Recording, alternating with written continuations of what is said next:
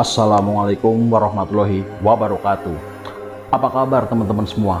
Semoga teman-teman dalam keadaan baik-baik saja tentunya.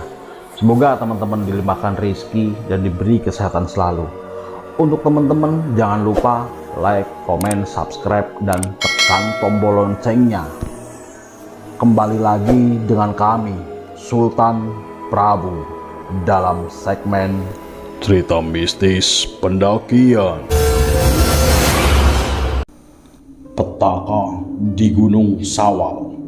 Nanda Saputra, seorang pendaki yang hilang selama 1 bulan di Gunung Sawal, ditemukan dalam keadaan selamat.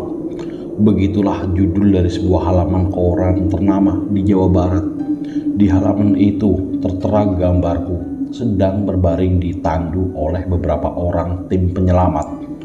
Foto halaman koran itu aku abadikan beberapa tahun lalu, foto yang mengingatkanku kembali akan tragedi itu. Tragedi yang tidak akan aku lupakan seumur hidupku. Naik gunung bukanlah hal baru bagiku. Bermula dari masuk ke sebuah komunitas pecinta gunung. Saat itu aku belajar banyak hal dari para senior. Cukup lama menjadi anggota komunitas itu. Namun, tujuan yang tidak sejalan lagi menjadi alasanku keluar dari komunitas waktu itu. Lalu aku memilih menjadi pendaki solo. Entah sudah berapa kali aku naik gunung sendirian, terutama gunung-gunung yang ada di sekitaran kota asalku, tak terkecuali Gunung Sawal. Tahun-tahun berlalu, kini aku bekerja di sebuah restoran di kota besar yang membuatku tidak bisa menyalurkan hobiku sebagai pendaki. Minimnya cuti membuatku begitu merindukan suasana pegunungan. Hiruk pikuk perkotaan dan kehidupan yang monoton membuat aku semakin merindukan hobi lamaku. Selain jarang cuti, juga ketatnya jam kerja menjadi alasanku mulai memikirkan untuk keluar dari pekerjaan ini. Setelah dipikirkan baik-baik, akhirnya aku memutuskan resign dari tempat kerjaku dan memilih pulang ke kota asal. Setibanya di sana, aku langsung disambut keluargaku. "Loh, Nanda, kok kamu pulang? Memangnya hari ini cuti?" Ibu menatapku keheranan. "Enggak, aku resign, Bu." "Kenapa? Ada masalah apa?" "Enggak, Bu. Kamu ini gimana? Orang-orang pada nyari kerjaan sana sini, kamu malah keluar." Aku meyakinkan ibu bahwa yang aku lakukan ini sudah aku pikirkan matang-matang. "Terus kamu mau jadi pengangguran?" Ibu terlihat kesal, lalu beliau pergi ke dapur setelah mendengar suara decitan dari teko yang menandakan air mendidih. Sedangkan bapak seperti biasa, beliau tidak banyak bicara. "Bukan mau nganggur, Bu. Aku mau cari kerjaan yang tidak terlalu ketat jam kerjanya." Aku menyusul ibu ke dapur. Ibu tidak merespon perkataanku. Tangannya sibuk meracik kopi untuk bapak. "Kalau ada pekerjaan lain, besok juga aku berangkat kerja lagi. Di rumah juga gak akan lama kok." Ibu memang nampan berisi 1 gelas kopi untuk bapak. Lalu beliau menatap anak sematawayangnya ini dengan tatapan dingin yang membuatku menundukkan kepala. Tanpa mengeluarkan kata-kata, beliau pergi ke ruang tengah. Aku mengerti dengan kepasrahan ibu. Beliau memang sangat mengkhawatirkan masa depanku. Apalagi dulu ketika aku sedang tergila-gilanya mendaki, sampai lupa waktu dan jarang pulang. Mungkin beliau takut aku kembali seperti itu. 2 hari berlalu, namun tidak ada lagi obrolan hangat antara aku dengan kedua orang tuaku. Aku seperti tinggal di rumah orang asing, membuat aku semakin tidak betah tinggal di rumah. Aku mengeluarkan peralatan gunung dari lemari, lalu memilihnya dan memasukkannya ke dalam carrier. Siang ini juga, aku berniat mendaki Gunung Sawal untuk melupakan sejenak permasalahan hidup yang tak ada habisnya datang silih berganti. Dirasa persiapan sudah selesai, Aku menggendong Carrier menuju ruang tengah di mana orang tuaku berada. Bu, Pak, aku mau ke Gunung Sawal dulu. Aku meminta izin, lalu menyalami tangan kedua orang tuaku. Tidak ada sepatah kata pun yang terucap dari kedua orang tuaku. Meski begitu, tidak mengurangi niatku untuk pergi. Kupacu Vespa kesayanganku menuju kaki Gunung Sawal. Tak lupa, di perjalanan aku membeli perbekalan. Terhitung ini kali ketiganya aku mendaki Gunung Sawal seorang diri.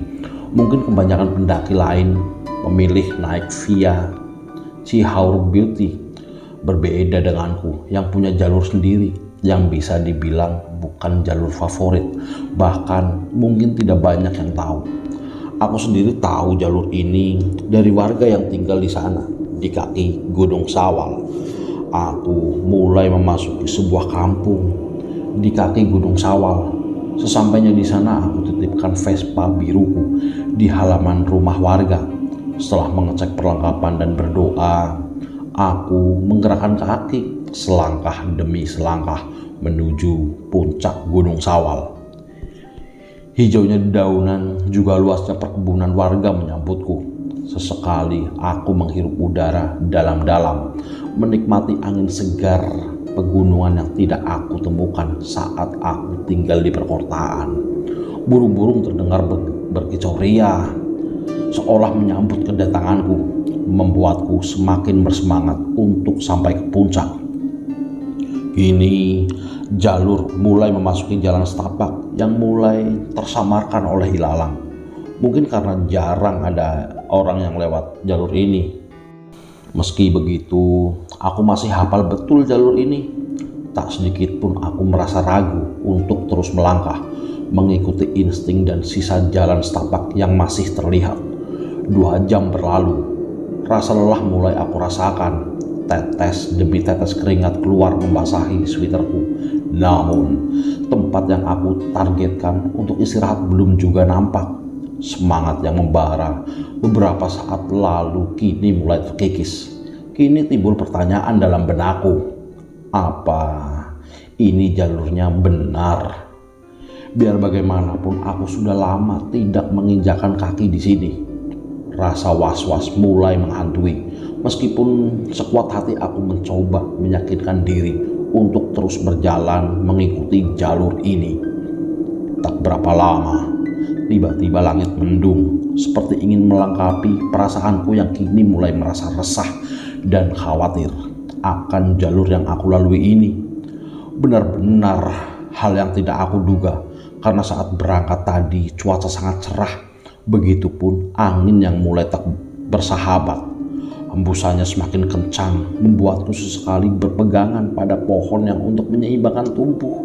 Dan bisa ditebak, beberapa detik kemudian hujan turun dengan derasnya. Aku melepas Carrier dari punggung, lalu mengambil jas hujan dan memakainya. Cukup berat memang perjalanan di tengah-tengah derasnya air hujan yang turun. Namun, tempat ini bukan tempat yang aman untuk mendirikan tenda atau beristirahat.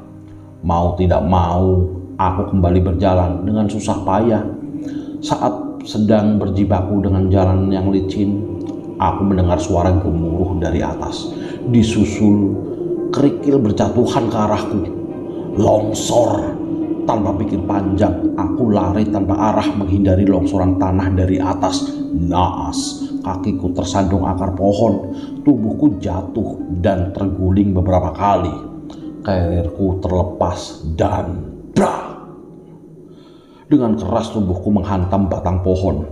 Kepalaku terasa sakit disusul pandanganku yang mulai kabur dan berkunang-kunang. Saat itu yang terbayang olehku adalah sosok ibu. Mungkin yang terjadi padaku ini balasan karena aku sudah mengecewakan ibu. Bahkan saat aku kesini pun tidak dengan restunya. Maafkan Anda, Bu, gumamku dengan bibir gemetar. Tak lama kemudian pandanganku mulai gelap dan tak ingat apa-apa lagi. Entah berapa lama aku tak sadarkan diri. Namun Saat membuka mata, hal pertama yang aku sadari adalah hari sudah gelap. Aku bangun berlahan, kusandarkan tubuh ke pohon sambil memegangi lengan kiri yang terasa perih. Sedangkan tangan kanan meraba-raba saku celana untuk mencari senter. Aku memeriksa lengan kiri dengan bantuan cahaya senter. Lengan kiriku sobek lumayan panjang. Darah segar membasahi sebagian lengan switerku. Aku ambil pisau lipat di saku celana, lalu menyobek sebagian baju untuk mengikat luka agar setidaknya menghentikan pendarahan. Meskipun siang tadi hujan, rembulan cukup terang bersinar. Terkadang awal hitam menutupi cahayanya, lalu beberapa saat kemudian sang rembulan kembali muncul, seolah tersenyum kepadaku, atau mungkin menertawakanku. Entahlah. Aku duduk merenung. Ada rasa sesal yang mengganjal dalam hati ini. Rasa sesal di mana aku lebih mementingkan ego dibanding orang tuaku. Andai aku tidak pergi, mungkin semua ini tidak akan aku alami.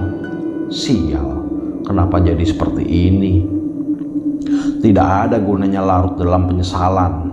Aku bangkit dari duduk lalu menyorotkan senter ke berbagai arah untuk mencari karirku. Kini aku menyadari posisiku bukan lagi di jalur pendakian. Mungkin aku terguling cukup jauh sehingga aku tak lagi mengenali tempat keberadaanku sekarang. Lama mencari, bukan karir yang kutemukan, tapi sosok bayangan hitam yang terkelebat di balik pepohonan. Dalam keadaan seperti ini, aku sama sekali tidak peduli dengan makhluk halus. Selama makhluk itu tidak memangsaku, aku kembali mencari tanpa mempedulikan apapun di sekitarku. Usahaku tak sia-sia. Kutemukan karirku tergeletak di semak-semak tidak jauh dari sana, tersangkut jas hujan dengan keadaan sudah compang-camping. Jas hujan itu kemungkinan sobek saat aku terguling. Dengan hati-hati, karena tangan kiriku sakit, aku kembali menggendong karir. Tujuanku kali ini mencari tempat landai untuk mendirikan tenda, lalu makan dan istirahat. Perlahan tapi pasti, aku melangkah tanpa arah. Hanya insting yang menjadi panduan. Cukup jauh aku melangkah, baru aku sadari sosok bayangan hitam itu mengikuti. Sosok itu berkelebat dari balik pohon satu ke pohon lainnya. Namun sekali lagi aku tidak mempedulikannya. Rasa lapar dan lelah benar-benar sudah mengalahkan rasa takutku. 5 menit mungkin aku berjalan. Akhirnya aku menemukan tempat landai yang cocok untuk mendirikan tenda. Selama mendirikan tenda, sosok bayangan hitam itu mengitariku dari kejauhan. Hariku sudah sangat buruk. Bertemu dengan sosok sepertimu bukan yang terburuk, gumamku. Kemudian aku masuk ke dalam tenda dan berganti pakaian. Sepotong demi sepotong roti gandum masuk ke dalam tenggorokanku. Roti gandum jadi pilihan mengingat kondisi saat ini tidak memungkinkan untuk membuat makanan hangat. Sedang lahap-lahapnya makan, tiba-tiba ada yang melempar kerikil ke tendaku. Awalnya aku hiraukan, namun tenda kembali bergetar. Karena dilempar, aku membuka resleting tenda dan mengeluarkan sebagian badan. Apa kau ingin roti? Ambil nih. Aku melempar separuh roti yang kupegang, lalu masuk kembali ke dalam tenda. Kini aku baringkan tubuhku di dalam tenda, di atas tanah yang aku sadari tidak tahu di mana.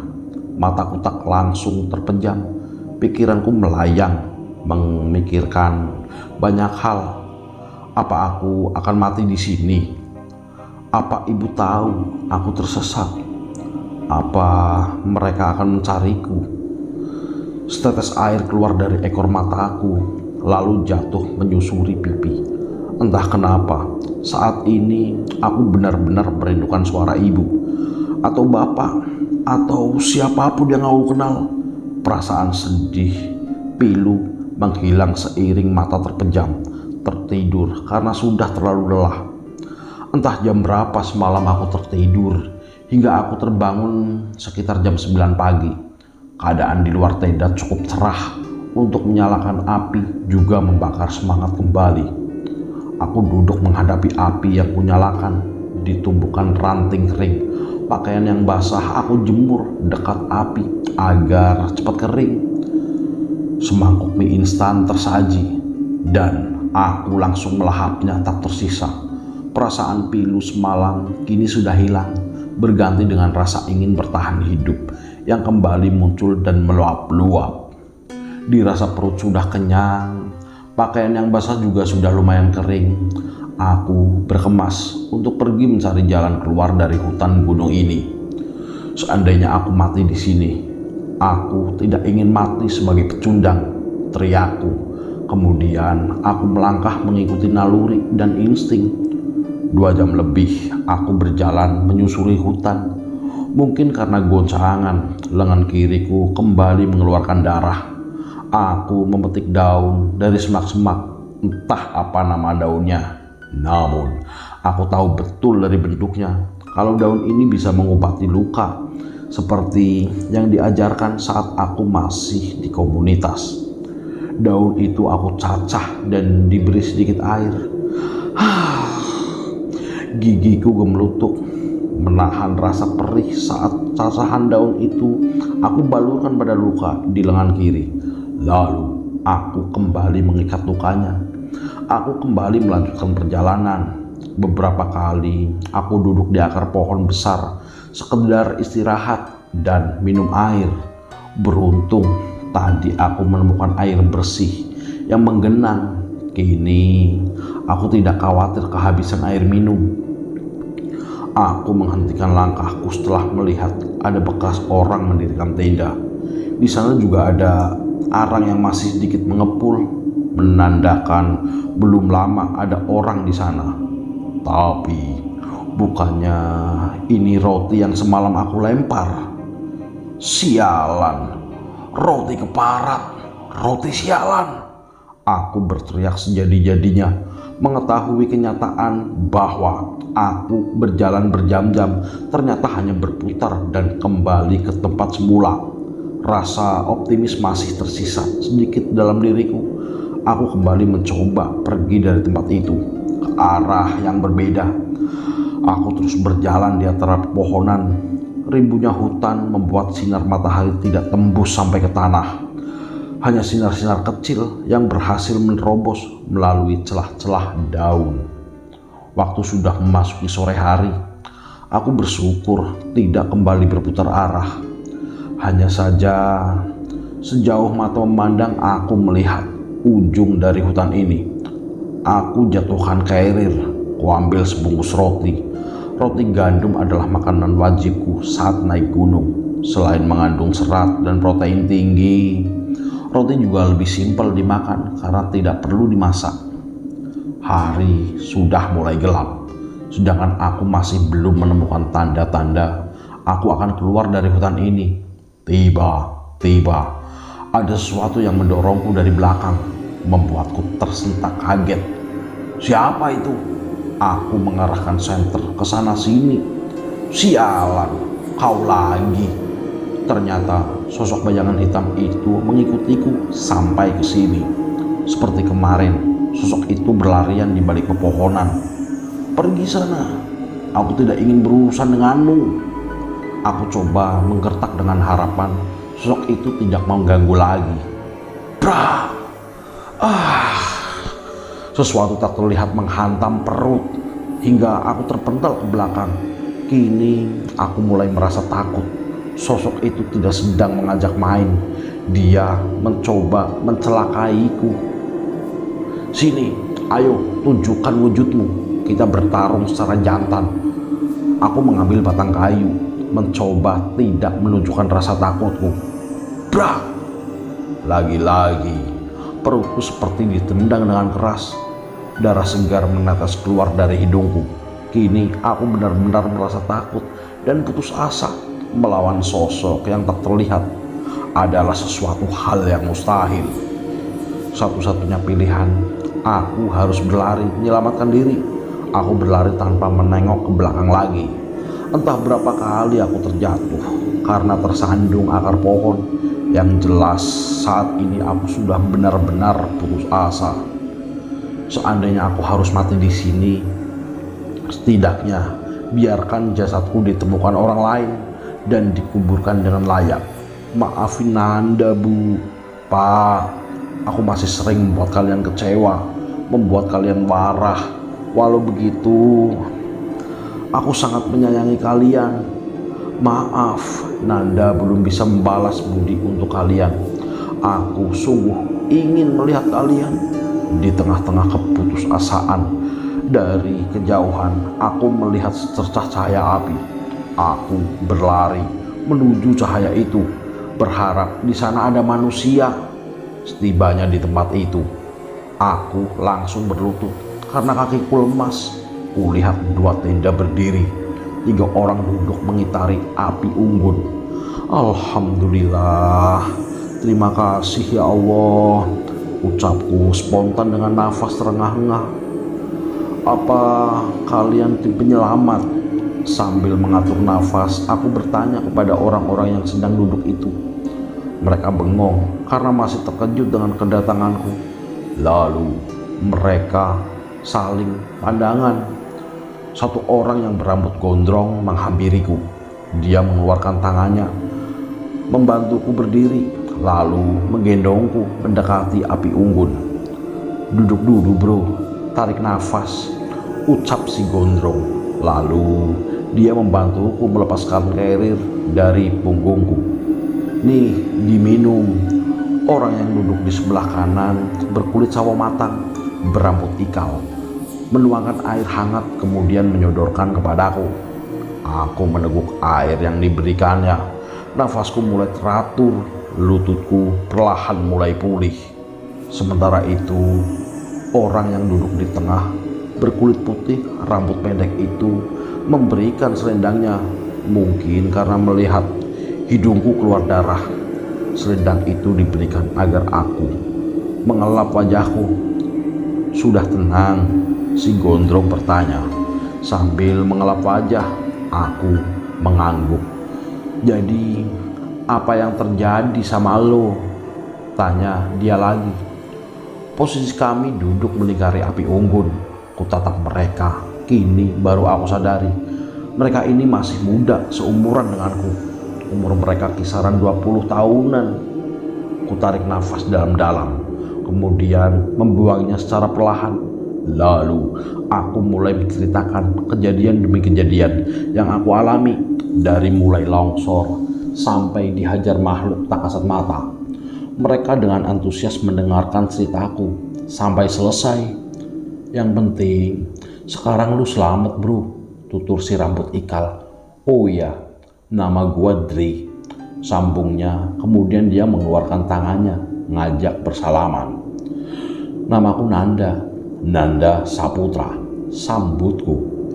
Gue Ot, sahut si gondrong. Kalau ini Gris, lanjut si gondrong lagi. Dia menunjuk temannya yang tadi memberiku selendang.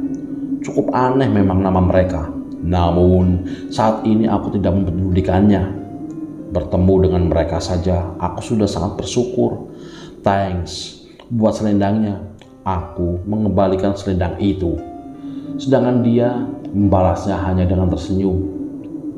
Si Kribo atau yang bernama Dri, dia mengeluarkan wajan lalu menggoreng salah satu butir telur. Selain itu, dia menuangkan nasi dari panci kecil ke atas piring.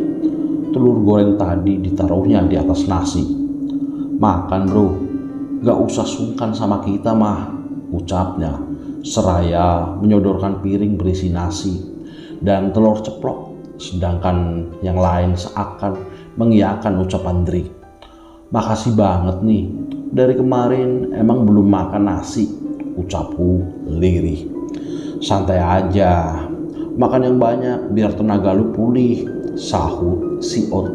Laki-laki berambut gondrong itu sepertinya berpengalaman. Aku merasakan dari pembawaan dia yang begitu tenang. Rasa lapar tak bisa dibohongi. Tanpa basa-basi, aku langsung menyantap nasi itu. Di sela-sela makan, aku bertanya kepada ketiga teman baruku ini. Aku yakin kalian bukan tim penyelamat yang sedang mencariku kan? Kenapa kalian bisa sampai sini? Mereka terdiam saling pandang. Tak lama kemudian, Ot mulai bercerita. Sebenarnya kami juga naik lewat jalur yang sama. Seperti dicerita, jalur itu semakin kesana semakin hilang dan akhirnya berakhir di sini. Pungkas laki-laki berperawakan jangkung itu. Jadi kalian juga tersesat? Secara harfiah sih iya, timpal Dri mengamini pertanyaanku. Sedangkan yang bernama Grace lebih banyak diam dan menyimak obrolan kami. Harapanku pun untuk keluar dari hutan ini kembali sirna. Mendengar cerita Ot yang mengatakan mereka pun sama-sama tersesat. Walau begitu, kini aku tak terlalu khawatir karena sekarang ada teman senasib. Sepiring nasi sudah berpindah ke dalam perutku. Lalu aku meneguk air dalam botol yang diberikan Dri. Aku meneguk setengah dari air dalam botol tersebut. Dri memperhatikan tanganku yang diikat oleh sobekan baju. Gua punya obat buat luka di tangan lu. Dia bangkit dari duduknya. Namun aku segera menahannya. Gak usah Dri, buat nanti aja.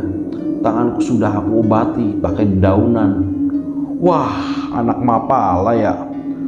Atau anak pramuka? Bukan. Itu tahu daun obat luka? Biasalah dari pengalaman. Wah, sudah sering muncak. Lumayan, cuma perkataan terpotong karena Ot menepuk bahuku. Dah, kata lu dihajar makhluk gaib? Tanya dia. Aku mengangguk. Sepertinya dia ngikutin lu. Ot mengarahkan sinar senter ke semak di samping kami. Aku menengok ke arah semak itu. Di sana terlihat sosok hitam sedang bersembunyi. Tapi tenang saja, ada. Selama gua di sini, makhluk itu nggak bakal berani ngedeketin kita. Ujar Ot. Membuatku merasa lega. Hari sudah semakin malam. Ot dengan Dri memasangkan tenda untukku, sementara Grace sudah duluan masuk ke dalam tendanya. Dah, mending lu cepet istirahat saja. Tendanya sudah beres. Makasih banyak nih, aku malah ngerepotin. Gak usah sungkan sama kita mah. Udah lu istirahat aja, biar kita berdua yang jaga. Perintah Ot. Dia membantuku berjalan masuk ke dalam tenda. Aku merasa sangat beruntung bertemu mereka. Selain karena mereka baik menolongku, sepertinya orang yang bernama Ot bukanlah orang yang amatiran.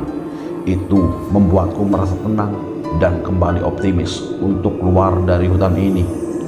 Kubaringan tubuh, karirku jadikan bantalan kepala. Efek hantaman keras di perut, kini aku mulai rasakan hampir seluruh badanku terasa linu. Juga luka di tanganku berdenyut perih. Semua itu hilang sejenak seiring aku terlelap ke dalam mimpi. Entah jam berapa aku bangun. Karena hari sudah terlalu cerah untuk disebut pagi hari. Aku bangun lalu keluar dari tenda. Di luar kudapati Dri dan Ot sedang menyiapkan sarapan untuk kami. Kebetulan lu udah bangun, sarapan yuk, ucap Dri. Tangannya sibuk mengaduk mie instan dalam wajan. Loh, Grace mana? Aku bertanya pada Ot yang sedang mengumpulkan ranting untuk dijadikan kayu bakar. Masih tidur kali? Biar aku bangunin dah. Aku membuka resleting tenda Grace, lalu memasukkan kepala bermaksud membangunkan. Tiba-tiba, plak! Aduh! Aku menarik kembali kepala aku dan buru-buru menghampiri Ot dan Dri. Kalian gak ngasih tahu kalau Grace itu cewek. Aku bertanya pada mereka berdua. Emang kenapa? Mereka malah balik nanya sambil menautkan alis. Aku gak sengaja lihat dia lagi ganti baju, kataku sambil mengelus-ngelus pipi yang kena tampar tadi. Seketika Ot dan Dri langsung tertawa terbahak-bahak mendengar perkataanku. Sialan, gumamku. Emang lu semalam gak merhatiin si Grace? Dia emang cewek, cuma rambutnya pendek, ucap Ot. Sama sekali enggak, dia kan semalam diam aja, gak ikut ngobrol. Semalam aku memang tidak terlalu memperhatikan Grace karena dia tidak ikut ngobrol. Selain itu, semalam dia memakai jaket tebal juga karena rambutnya pendek, sehingga aku tidak menanyakan kalau dia itu cewek. Sebenarnya nama kita ini nama panggilan. Dah, nama gua Endri, panggilannya Dri. Kalau dia Odi, panggilannya Ot. Nah, kalau si Grace, nama aslinya Grisia, jelas Dri. Walau Dri sudah mengatakan nama asli mereka, sebenarnya aku masih merasa aneh juga karena nama mereka tidak familiar. Dan kenapa mereka tidak memberitahuku awal-awal? Mungkin kejadian ini gak bakal terjadi. Tak lama kemudian